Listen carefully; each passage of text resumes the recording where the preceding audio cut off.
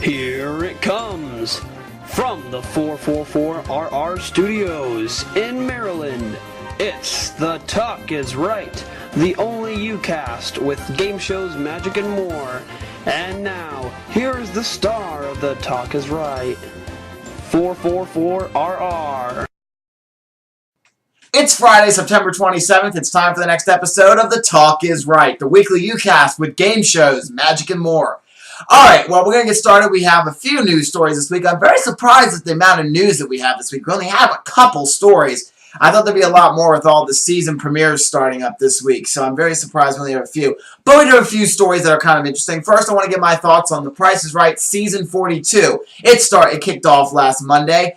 And I want to talk about first the opening. They've changed the opening up. They've changed the light border. The light border used to be, last season was little like light bulbs. They were silver light bulbs all around the screen. Now it goes back to being like an actual light border with a box of purple lights with white little light chase bulbs that go around the screen. I like that.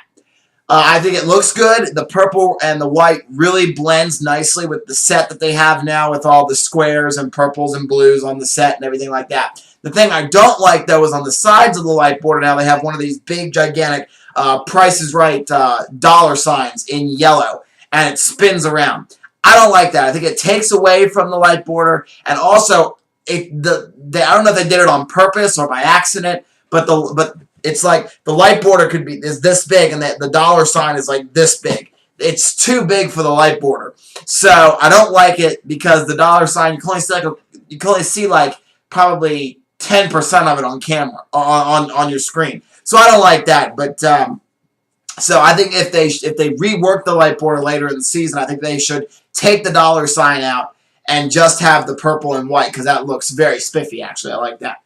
We also have a new model for The Price is Right for just a few episodes. I don't know how long. I don't have any reports on how long, but Daniela Dembski. I talked about her.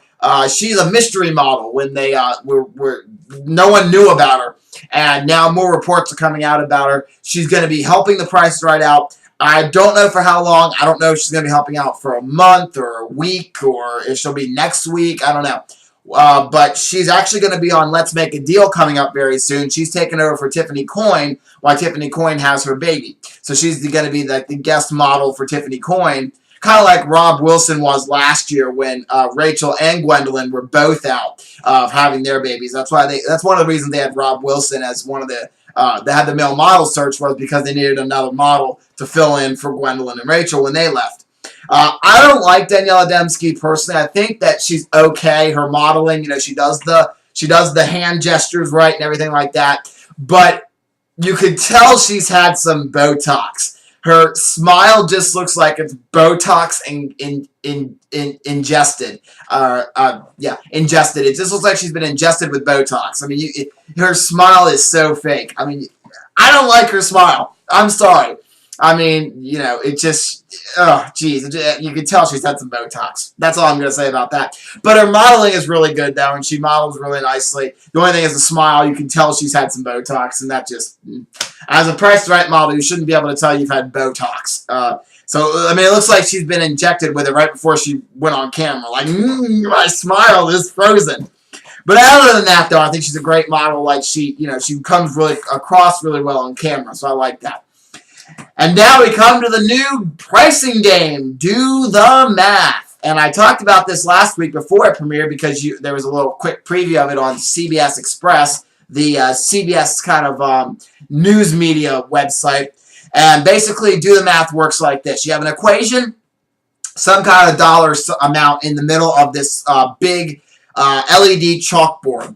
And it will say something like $1,100. And then have an equal sign. So you got to say that the prize on the left plus the $1,100 equals the prize on the right, or if it's the prize on the left minus $1,100 gives you the price of the prize on the right. And if you're right, you not only win both prizes, you get the amount of money that's showing on the chalkboard screen. I really like Do the Math. I think it's a really good pricing game that's come out recently since Drew Carey's took over as host. My favorite Drew Carey new pricing game since Drew Carey's been the host has been Rat Race. That's my top favorite. That's my top favorite pricing game. I love Rat Race. I have to say, Do the Math, though, is probably second. And then third would probably have to be Gas Money and then Pay the Rent. Or Double Cross is in there, too. I think Double Cross is probably after Gas Money before Pay the Rent. But anyways, Do the Math is a really great pricing game. I love Do the Math. I think the concept is simple. We need more quickie games on the show. Though I love Most Expensive and I love double prices, we just need some more quick games like that can be played in just like a minute or 2 minutes. We need some fast, quick ones. And this is a great quick one. The one thing I don't like about the game is the big LED chalkboard. Price is Right was never big on using video screens. Roger Dobkowitz, the old executive producer, loved having these big honking game props that were made of wood. He loved those kind of props. He loved them. He loved to have the big honking things, and he loved to have things bigger and more extravagant. That's what Roger Dobkowitz liked. That's why when he was executive producer, the prizes for trips were these big trip skins, because he thought the bigger the prize and the bigger it looked, the bigger reaction you would get. So that's why he loved the big honking game props. That's why I loved when they made new pricing games, that the game was never this small, teeny little thing. It was this huge thing. Like when the last game that premiered before Bob Barker left was More or Less. Bob Barker created that game, and that's why the big sign, More or Less, is huge, because Roger Dobkowitz wanted something huge. The LED chalkboard for Do the Math is not as big as I like it to be, and I really wish it was an actual chalkboard. That I think would be a little better if it was this big honking 40-foot chalkboard. I think that would look really cool instead of it being a little LED thing. But other than that, though, I kind of like the game. Besides the set, I think the overall premise of the game is really, really cool. So I hope that it becomes everyone's favorite game and they keep it in the rotation forever, because I love it. We also had a double showcase win on Wednesday. Of course, the winner was $220, I believe, away from the right price. So that means a double showcase win. And again, my usual complaints go to Drew Carey for a lackluster reveal of the double showcase. He did not reveal a double showcase. When Drew revealed it should be a big win on a double showcase. Not this thing where Drew's like, you're $220 off. You win both showcases. Congratulations. It needs to be a big reaction. You've won both showcases. Congratulations. He needs to make it big and like it's something that never happens often, because it doesn't. But, and also the contestant really didn't understand if she won or not either, so he had to kind of explain that too. And then he said, you won both showcases. But Drew needs to be bigger in his reveal of the double showcase. Bob Barker always built up double showcase reveals. Roger Dobkowitz would go to Bob and say, listen, something big's going to happen. Play this up, before you reveal the price. Just play it up. Now, Roger wouldn't say what was going to happen, but he would tell Bob to play it up because something big was about to happen, and he would reveal the price, and it would be this blowout thing because they haven't had double showcases. But at least we've had a double showcase, the third episode of Season 42. So that might mean good news, and we might have a lot more this season than we've had in previous seasons, because we've never had a double showcase this early in the season in any of the Drew Carey, except for, I think for Season 36 we had one in the first couple weeks. But since Roger Dobkowitz left the show, we haven't had a double showcase win on premiere week ever. So it's very, very exciting to have one now that Drew Carey's hosting. So hopefully we'll see a lot more double showcase wins this season. And now I want to talk about today's Price is Right episode, the All Plinko episode. In honor of Plinko's 30th anniversary, the Price is Right played 6 games of Plinko. I don't know how I feel about it. I don't know. I watched it today, and I don't know how I feel about it. I think that I do love how they changed it up. They didn't play Plinko for $50,000 every single time. I do like that, how they changed it up. They had a car in the center slot. They had a trip to London in the center slot. So at least they changed it up.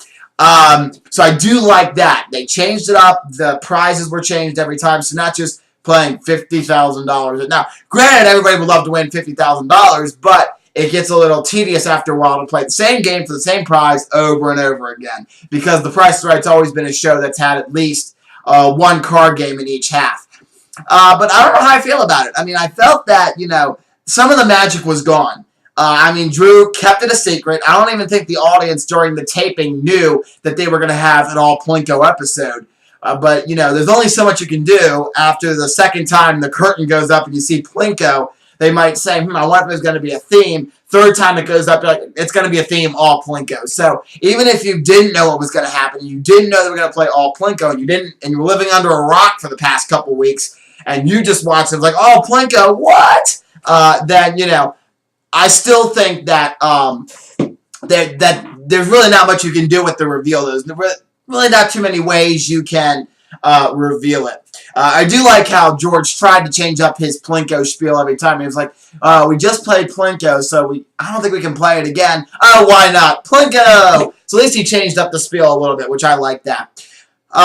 So we have some more specials on Price is Right to look forward to. We have, of course, $1 Million Money Week comes back again, or Big Money Week, where they're going to try to give away $1 million in cash and prizes.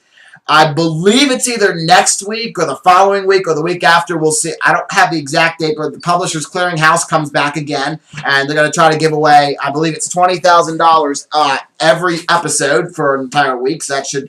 I don't know how I feel about those either. I don't know. I think it's some little gimmick that Price is Right just tacks on to say, look, we can do this too. And then we'll also see Dream Car Week coming up. I think it's in November. We'll see that, where they're going to give away some fabulous cars. Like your dream car.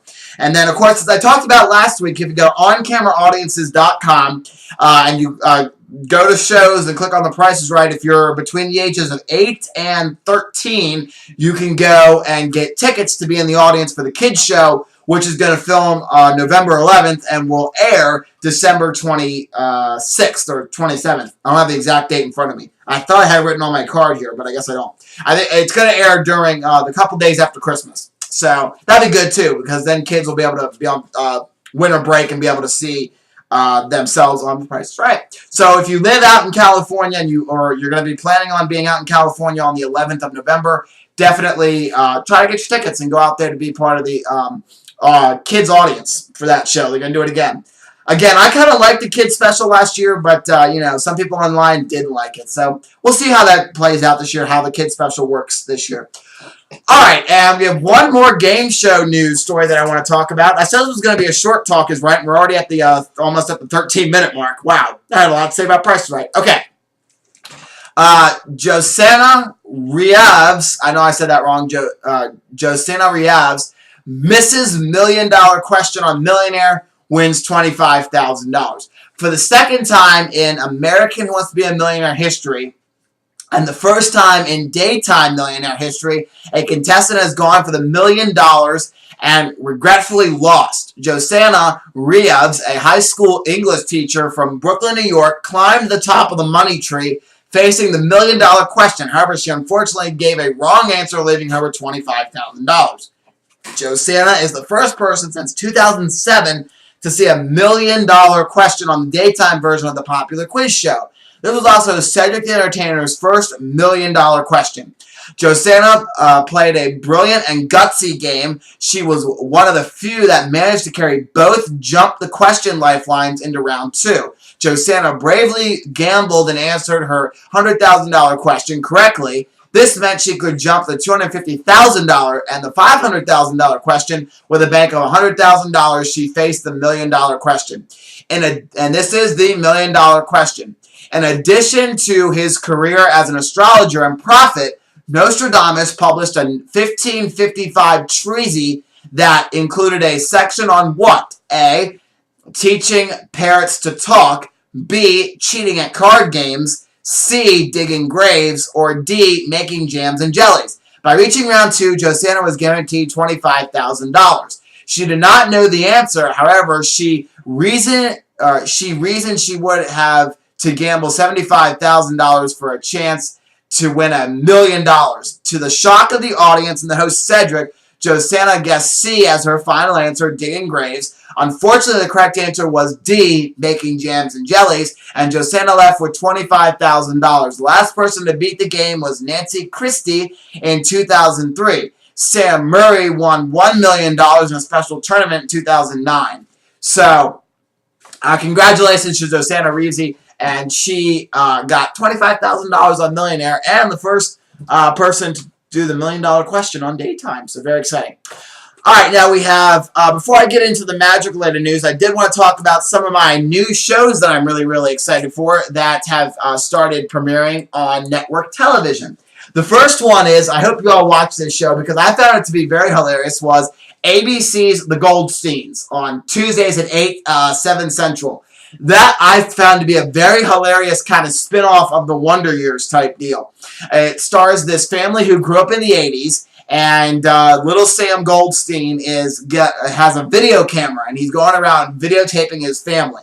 The father, who I should have looked up the name, I didn't think about it. The father, who I really, really like, he's playing in some stuff. He was in Daddy Daycare. I really like him. I think he's hilarious, and he's really hilarious. I think the whole cast is hilarious in this new ABC show, The Goldsteins. A very, very hilarious show. So definitely check it out. It's Tuesdays at 8. Tuesdays at 9. Tuesdays at 9, because I was watching, Tuesdays at 9 on ABC. So check your local listing for that. Very hilarious show. It's kind of like the Wonder Years, because little Sam Goldstein is kind of narrating his childhood, just like Kevin Arnold did on the Wonder Years. Great show. I can see this being a hit, so I can see it definitely coming back for another season. And The Middle premiered again, the next season of The Middle. I love that show, The Middle.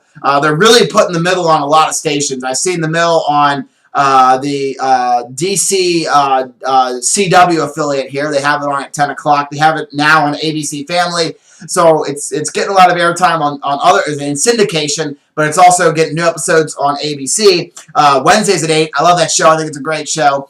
I liked that last episode where they took Axel to college. Very hilarious. And then the show right after it, Back in the Game. It's this stepmother who coaches her son's it's a mother, so not a stepmother, who coaches her son's little league team because her son and other kids weren't good enough to play on the team, on the real team. So she coaches the little. It's a great family comedy too. I liked it. I thought it was very hilarious. So I like how ABC is trying to get back into the family comedy thing, like with the Goldsteins and Back in the Game. Very, very good shows. I liked it. I'm really excited for it. So I can't wait to watch more of that. And also, as I mentioned, Whose Line Is It Anyways had their summer finale. But they are going to film 24 more episodes, 24 more episodes of Whose Line Is It Anyways, and that will be premiering probably sometime in 2014. So we're going to look forward to Whose Line for Season 2 or Season 10, whatever you want to call it. Season 10, because they counted the new Whose Line as Season 9. Some people did. Some people counted it as Season 1. But ratings were strong enough to bring that show back to bring it back for a second season. All right, we're going to go into some Magic-related news now. I got one thing that I'm really, really excited about. Breaking Magic to return for second season. A show that I really, really liked on the Discovery Channel. The gang of magicians behind Breaking Magic, a.k.a. The Science of Magic, will return for 14 episodes second season. The series has been shooting throughout Europe over the past few months. Fans will notice one major change. James Galea of the first incarnation has been swapped out for Nate Sandforth in the new episode. Originally, Breakers Billy Kidd, Wayne Hutchinson, and Ben Holland remain. So congrats to the team and Objective Productions, Darren Brown, Barry, and Stewart, and The Real Hustle for another successful Magic franchise. The press release came from the Discovery Network's International and touted a premiere across 224 countries in February 2014. It isn't clear on if us Americans will get a chance to see it on the Mothership Network. Hopefully we'll get clarification on that going forward. So it's a very great show where they take tricks. If you haven't seen the first season, I highly recommend going to Discovery Channel. I think the page is still up there. It was a little bit ago. But go take a look at it, where it's this show where a group of magicians do some tricks, then they break down the science of the tricks, kind of like how Newton's laws affect the trick, or a bunch of different science principles and laws break down the tricks, and how science can be implemented in Magic. A really great show and really fascinating, too, if you haven't seen it. So hopefully we'll get it back. Hopefully the second season will also be here in America at some point. All right. I want to do one more discussion here about. I thought this was going to be a short talk is right, but apparently not. Apparently, I'm going to be talking about lots of other different things. All right, so I recently picked up Grand Theft Auto 5. I recently picked that up for the PlayStation 3, and I have to tell you, that game is amazing. I have played every Grand Theft Auto game since Grand Theft Auto 3 on the way back on the PS2. Like, gosh, I'd be back. That was 13 years ago.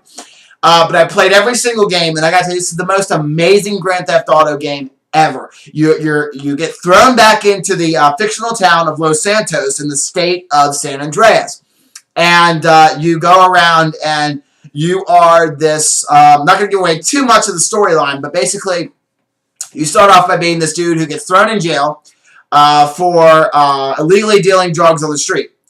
And he gets out of jail, he becomes a repo man, and he repos in a very expensive car, and he gets teamed up with this very expensive millionaire. The millionaire gets into some trouble, and he has to then go back to his old ways of robbing jewelry stores and banks and things like that to get money to pay this debt to this kind of loan shark type dude. This very powerful Mexican. And that's as far as I've gotten in the game so far. I recently got it a couple days ago, so I haven't played through a lot of it yet because I've been extremely busy. I haven't got a chance to play a lot of it yet, but the game graphics are amazing. The graphics are just, they're unfreaking believable, I gotta tell you that, because you stand on top of Mount Chiliad, and you can see at the very top of the mountain, if you look, you can see the town of Los Santos in the distance. Back in the other previous games, the graphics weren't that amazing. The thing that really takes the cake with this is the graphics. I mean, the buildings are amazing. There's so much great stuff. The graphics cool. The only thing I have to say is if you don't like adult language, it's gonna offend you because there's a lot of adult language. They drop the F-bomb like it is nothing. I mean, they drop it like it's a word that everyone uses every day in the English language. I mean, that's the only bad thing is you start with Grand Theft Auto 3, had a little bit of mild language, and then Vice City had a little bit more, but not as much. San Andreas started to get real edgy with their language, and then it just flies off the handle from there with every other Grand Theft Auto game that's ever been made. But this one has a lot of language. They use the F word a lot, and they use the N word a lot too. So, and I mean, you do play as an African American at the beginning of the game, and you have the option to switch back and forth between characters, which is something revolutionary in Grand Theft Auto. I'll talk about that in a moment. But you play as an African American, so I'm not gonna stereotype here, but it's culturally it's okay for African Americans to say the N word to each other. So, but that's in the game, just to give you all a heads up if you haven't played Grand Theft Auto yet. But definitely check out, if you don't like that game, definitely check out the trailer, because the trailer doesn't have any language in it. And just take a look at the graphics, because they are really, really amazing. Another revolutionary thing in Grand Theft Auto, though, is the ability to switch between characters. You have to, in some story, in some of the missions, you have to switch between characters. So you are driving the car, and then all of a sudden, you're in a shootout, and they'll say, switch to the other guy, and start shooting these people. And they don't do that, and this is the first time Grand Theft Auto has done that. So it's really, really cool to be able to switch between characters. And then at any point in the game, as you're free playing and walking around this huge state or this huge city of Los Santos, you have the option to switch between any of the characters that you've unlocked so far to be able to play as. And you switch back and forth, and you can do missions and all this good stuff. And the side missions are really cool. And there's a ton of hidden Easter eggs in the game.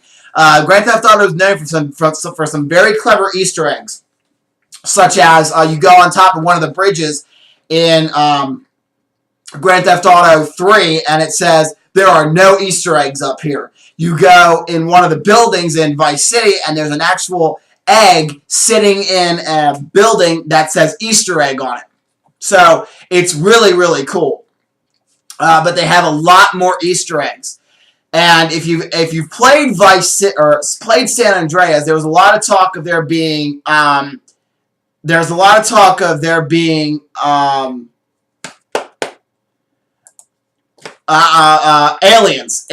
and Bigfoot in the game. There was actually a mod to the game where you can have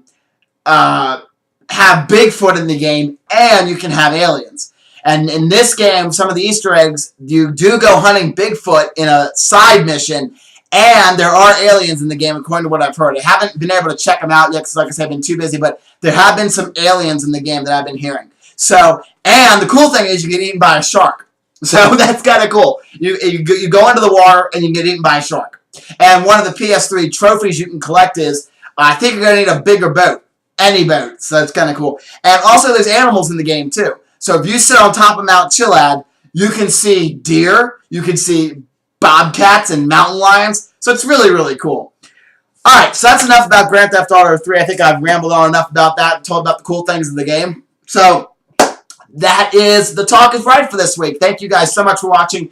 Sorry about it being so long. I thought we're not going to have anything to talk about. Then boom, I start rambling on about Grand Theft Auto, which was not part of my notes here. But thank you guys so much for watching. Join us next week for an all-new The Talk is Right. Make sure to keep watching The Price is Right Season 42, and I'll see you next time. Bye, everyone. This is the Zachman18 speaking for The Talk is Right, a 444RR production.